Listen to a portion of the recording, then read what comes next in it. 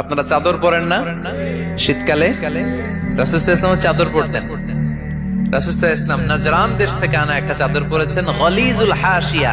যেই চাদরের এই কর্নারের ডিজাইনটা ছিল খসখসে। কি ছিল?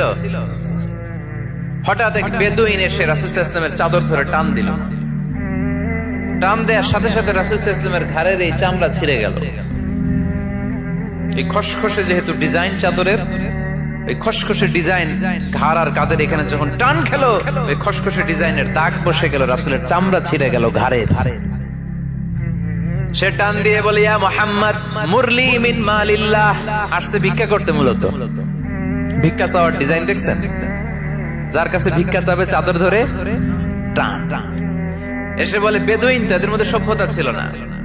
ইয়া মুহাম্মদ, ও মুহাম্মদ মুরলি মিন মালিল্লাহ, ও মুহাম্মদ আমার খাওয়ার মতো টাকা নাই, তুমি আদেশ করো বাইতুল মাল থেকে যেন আমারে কিছু টাকা দেয়।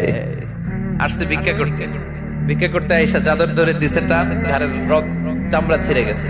রাসূল সাল্লাল্লাহু আলাইহি ওয়াসাল্লাম ব্যথা পেয়েছেন। ফালতাফাতা ইলাইহি রাসূলুল্লাহ, আল্লাহ রাসূল সাল্লাল্লাহু আলাইহি ওয়াসাল্লাম তার দিকে তাকালেন, তাকিয়ে ফাদাহিক একটা মুচকি হাসি দিলেন। আমি রাস্তা দিয়ে চাদর গায়ে দিয়ে হাঁটতেছি, এক ফকির আইসা কয়, ভিক্ষা দেন, টাকা দেন বলে আমার চাদর টান দিছে, আর ওই চাদরে আমার ঘাড়ের চামড়া ছিঁড়ে গেছে, কি করবো আমি?